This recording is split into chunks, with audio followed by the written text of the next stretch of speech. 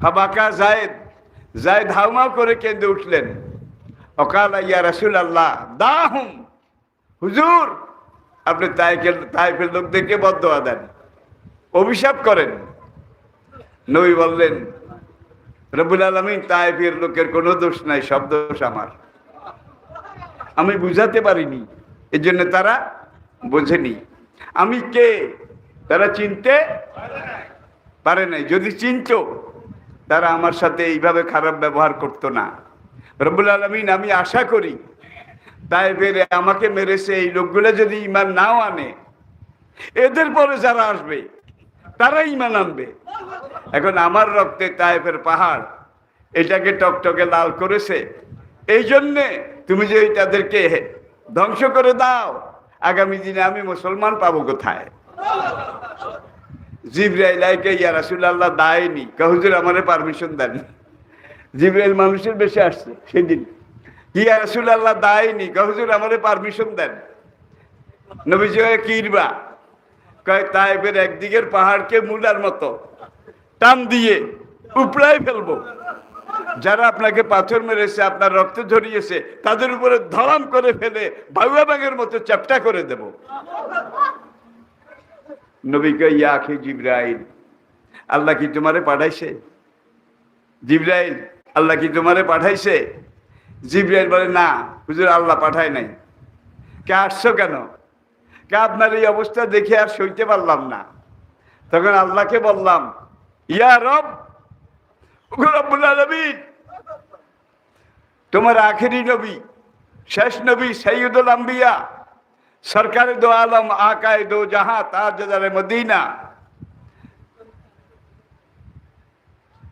সৈয়দুল কাউনাইন, রহমতুল লিল আলামিন তায়েফের ময়দানে তাকে মেরে ফেলতেছে। আল্লাহ আমারে পারমিশন দাও, আমি যাইয়া ওদেরকে কোহে তুরকে যেরকম রাফানা ফাওকাকুম তুরা, মুসা নবীর সঙ্গী বনি ইসরাইল ঠেডামি করে, ঠেডামি বুঝেননি, বিটকামি করে, গাড়ুয়ামি করে, এইবার বুঝছেন, গাড়ুয়ামি তেড়ামি। জিবরাইল আই তুর পাহাড়ের মূলার মতো এক টানে একবারে গোড়া সুদ্ধা উঠেছে, উঠে বনি ইসরাইলের মাথার উপরে ধরছে। মুসা আর হারুনে যা কয় তাড়াতাড়ি মান, আনলে কিন্তু এই সারলাম। তাফসিরে দেখে কান না হোক জল্লাতন, পাহাড় এইভাবে লড়ে, মানে পড়ে পড়ে পড়ে পড়ে সব বনি ইসরাইল সেজদায় পড়ে গেছে। সেজদায় পড়ে কয় আমান্না বিরব্বি মুসা ও হারুন, আমান্না বিল্লাহে রব্বিল আলামিন। ওরে আবার দুই চারকে সেজদা কাজ করি সায়, দেখছেন নি? মানে পাহাড় আছে নাকি গেছে। এই ছিল বনি ইসরায়েল জাতি, সকালে একরকম, বিকালে। বর্তমানে ইহুদি জাতিটা কিন্তু অরিজিনালি সেইটা।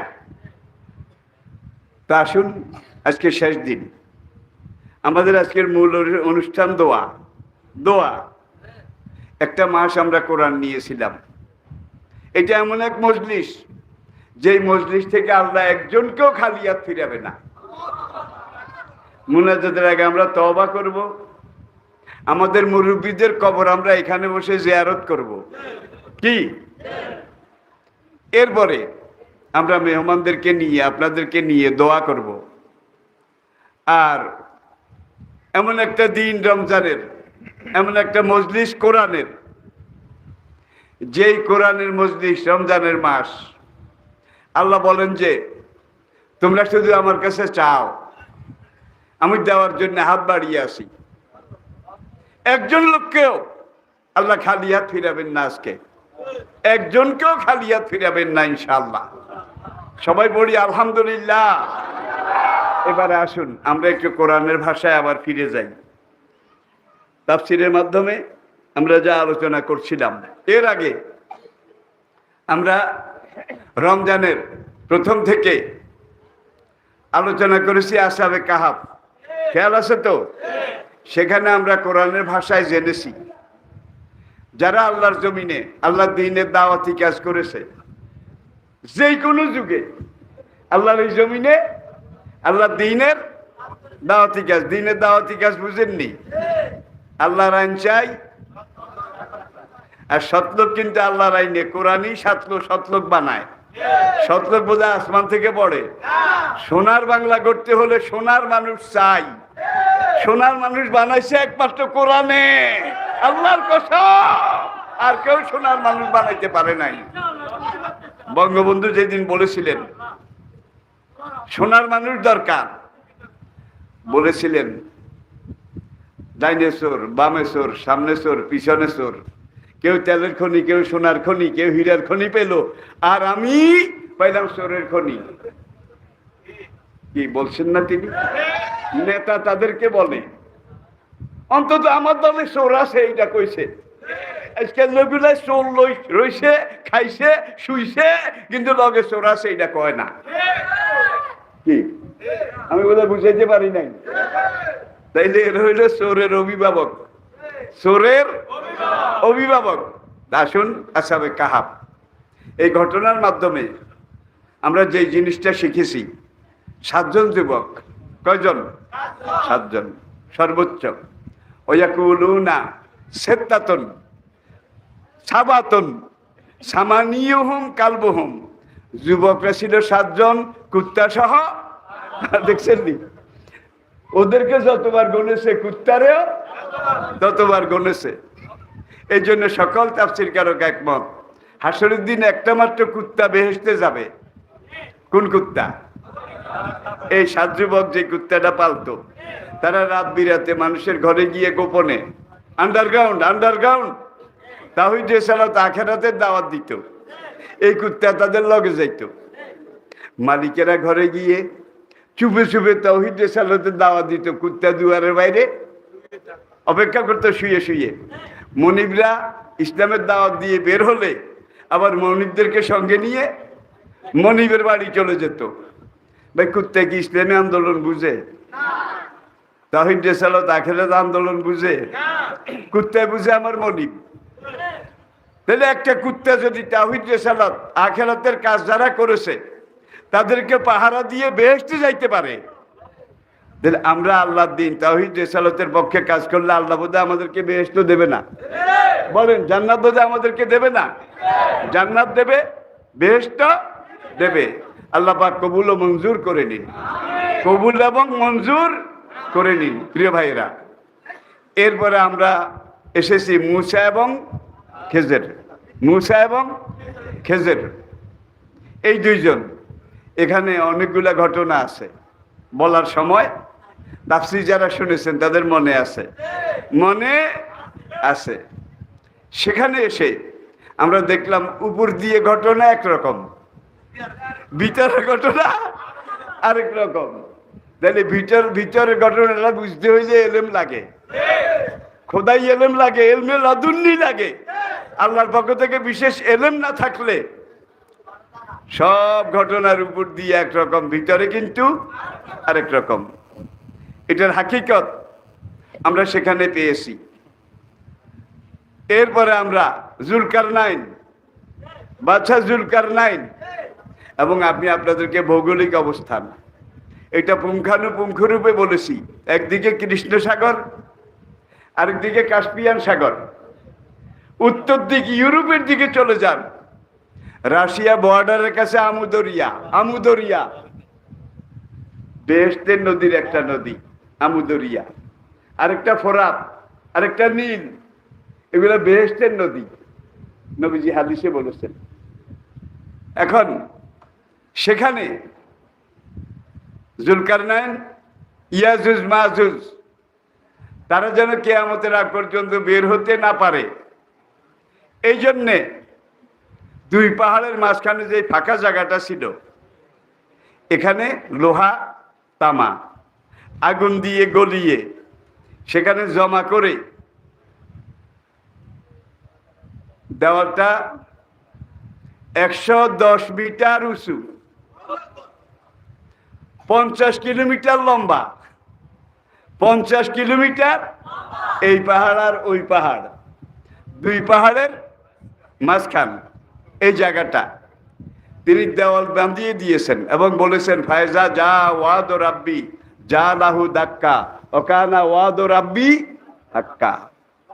আল্লাহ নির্ধারিত সময় যখন আসবে তখন এই দেওয়ালটা, প্রাচীরটা ভেঙে যাবে, ইয়াজুজ মাজুজ তারা বেরিয়ে আসবে। বাইবেলে ইয়াজুজ মাজুজ তাদেরকে বলেছে গগ অ্যান্ড ম্যাগগ, গগ অ্যান্ড ম্যাগগ, ইয়াজুজ ও মাজুজ।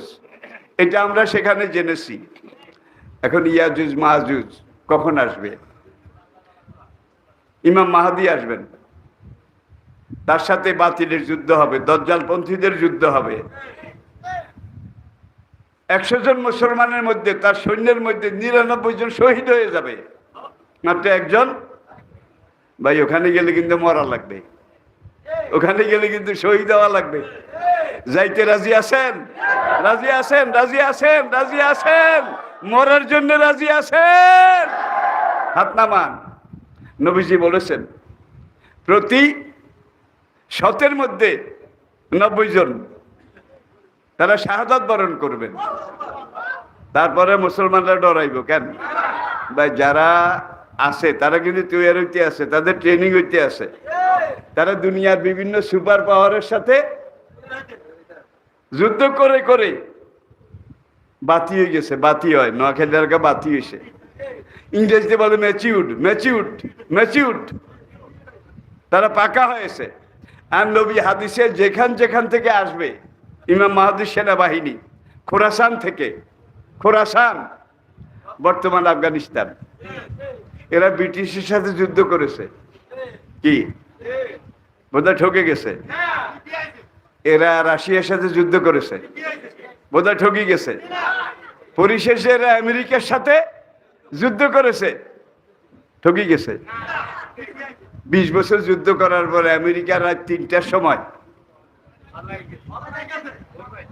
পালিয়ে চলে গেছে।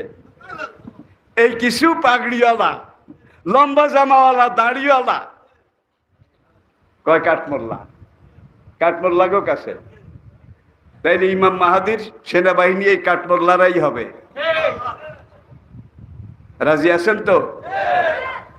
এরপরে এখানে আরো অনেক ঘটনা আছে, একটার পর একটা ঘটতে থাকবে।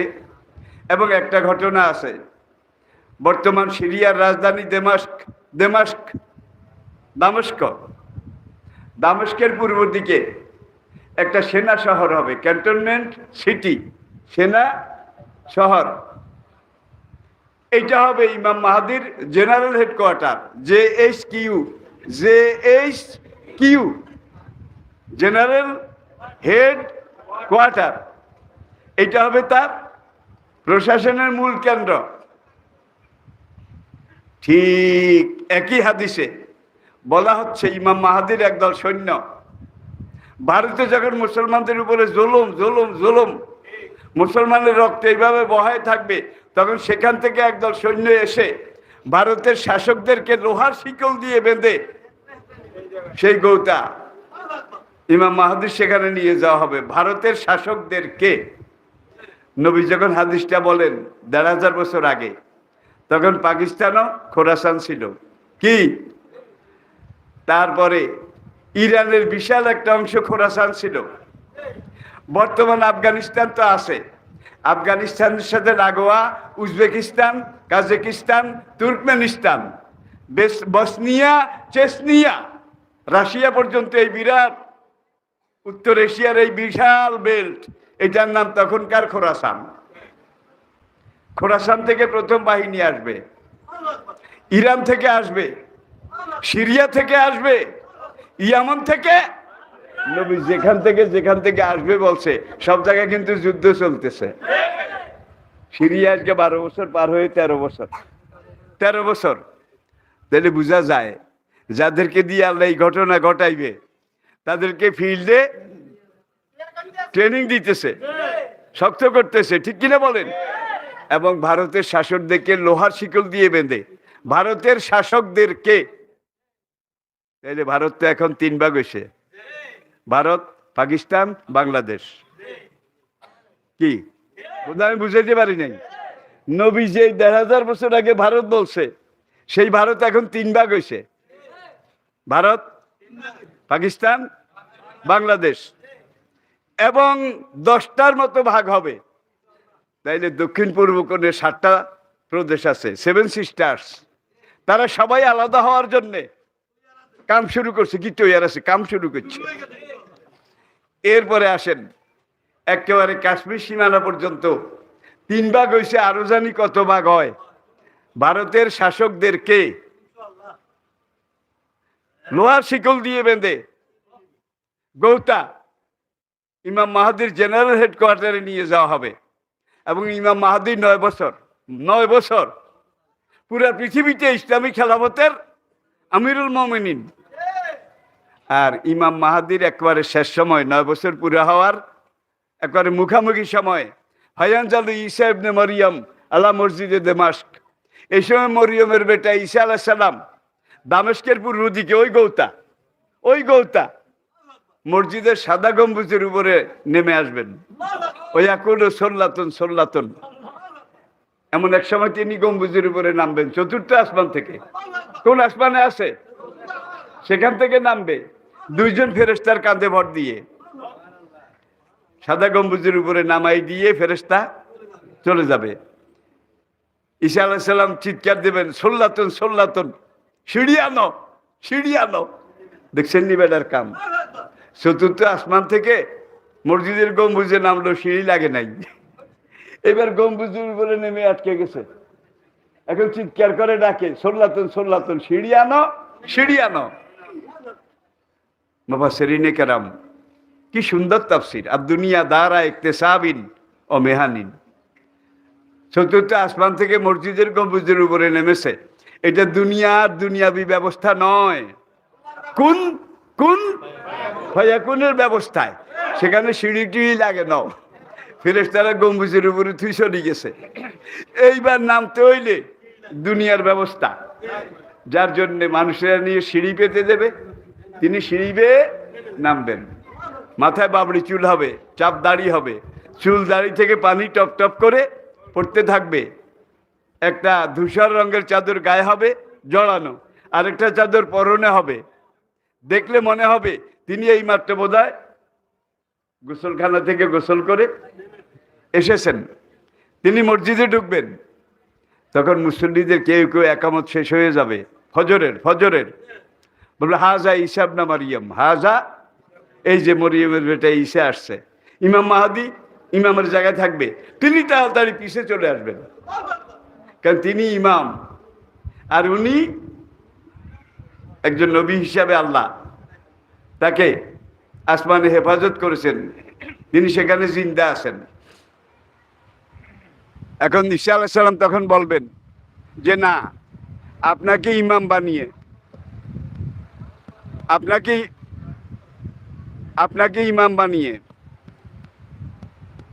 সাল্লাল্লাহু আলা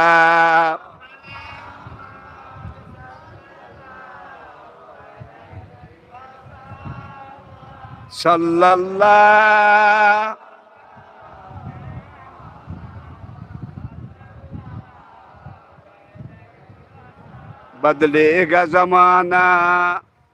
बदलेगा जमाना लाख मगर कुरान न बदला जाएगा, बदलेगा जमाना सल्लल्लाहु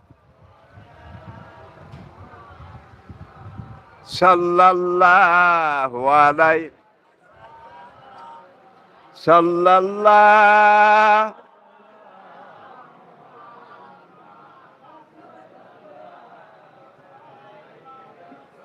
है कौले मोहम्मद कौले खुदा, है कौले मोहम्मद कौले खुदा, फरमान न बदला जाएगा, बदलेगा जमाना सल्लल्लाहु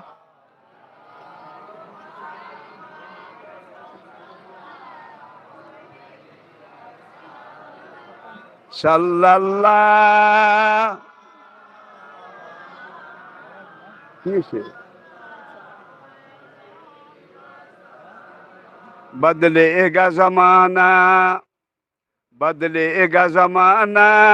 लाख मगर